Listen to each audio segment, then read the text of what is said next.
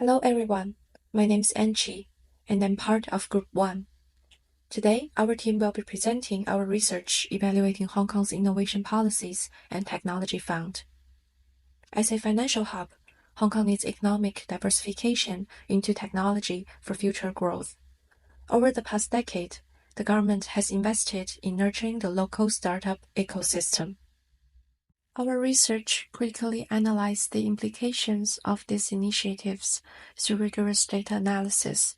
We aim to provide insights on fostering startup growth, industry diversification, and positioning Hong Kong as an innovation leader. As students exploring career paths, we are assessing if technology sector offers promising opportunity beyond the traditionally dominant finance industry. Our analysis highlights the policy's impact on startups, patents, tech employment, and economic diversity.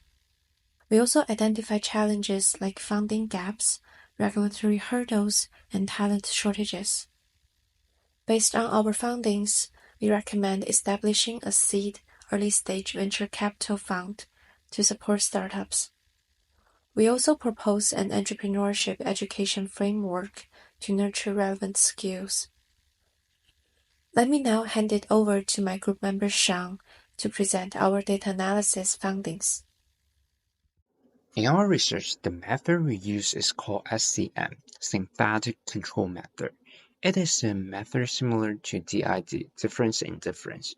Both choose a counterfactor to measure the effect of some events, but what different is that it involves the construction of a weighted combination of groups used as controls, to which the treatment group is compared.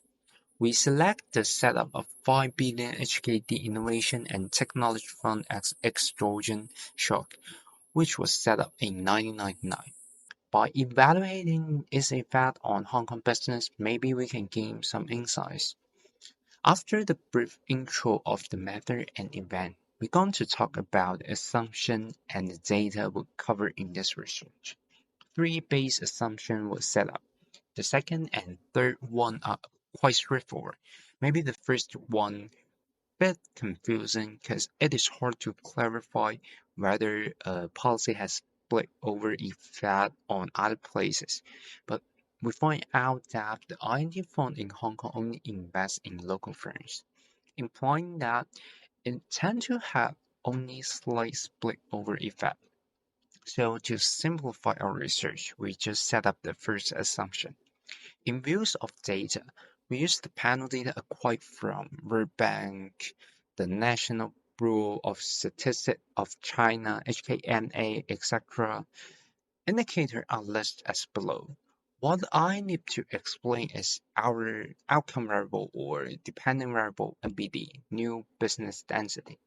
It is an index built by the World Bank, calculated by the number of new restricted corporations on the per 10k people in a specific area. And GDP per cap, the population, and fiscal revenue are our covariance. Let's see about the outcome of SCM. Firstly, the synthetic Hong Kong is funded by 73% of Beijing and 27% of Shanghai, which quite fits in our expectation. Before 2004, the approximation between two lines is quite well, and we can take the synthetic one as an cofactor of real Hong Kong after 2004. Compared to synthetic one, the extrogen shock had a strong positive effect on the line NBD because we take the lot of the new business density as our dependent variable. To ensure the significance of our outcome, we do placebo tests. The way of placebo test is we randomly select province in control group as treatment group to work out the treatment effect of them and compare with Hong Kong. Finally, in right-hand graph, the black line shows the treatment effect of Hong Kong, obviously unusual with other randomly selected groups. A concern might arouse after such a discussion. Why the GDP of Hong Kong did not show the same change as the new business density? During our research, we also figured out a very interesting data. From 2007, the gross domestic expenditure on R&D per R&D personnel in government sector almost doubled, but the higher education sector almost remained the same level as 1998 in 2020. Here we have two conjectures, no empirical outcome yet. The first one is higher education sector had already reached its highest efficiency, and so it means that the government sector take up too many resources in use of per person. The second one is that there might be an inefficiency happens in higher education sector. So now welcome my partner to give you more discussion in views of the policy recommendation based on my part. Hello everyone. Now our group would like to give some policy recommendations, but let's look at some data first.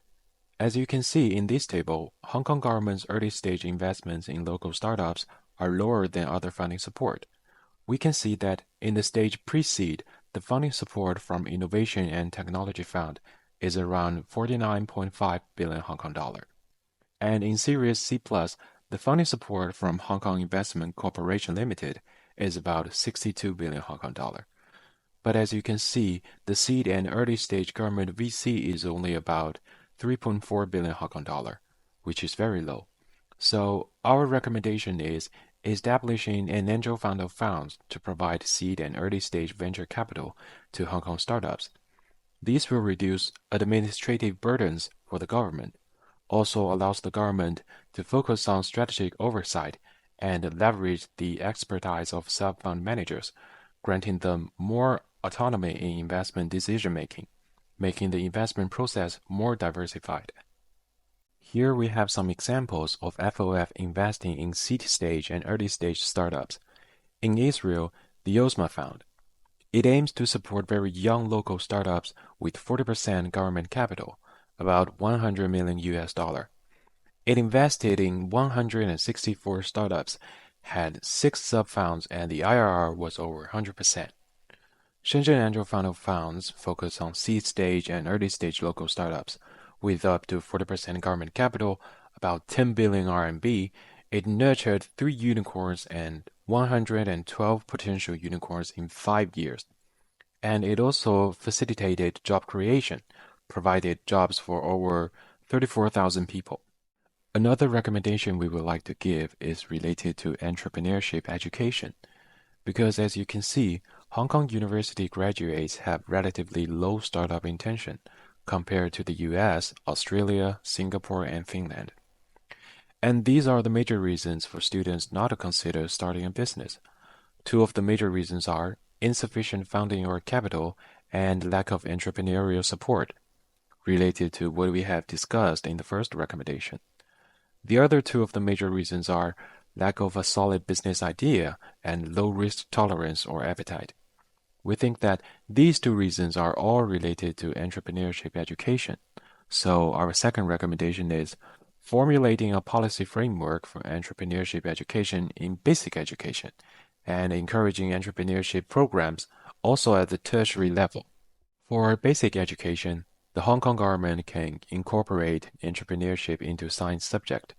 For example, in Denmark, students are guided to identify community problems and provide innovative solutions. And they're required to create mock-ups and present their design solution. For the tertiary level, programs can be set up like 2 to 3 years in home university for students to learn knowledge they need, and 1 to 2 years entrepreneurship experience at partnering institution. The references and sources for our research are listed on the final slide. We would like to thank you all for your time and attention during our presentation today, and we are happy to take any questions or feedback you may have. Thank you.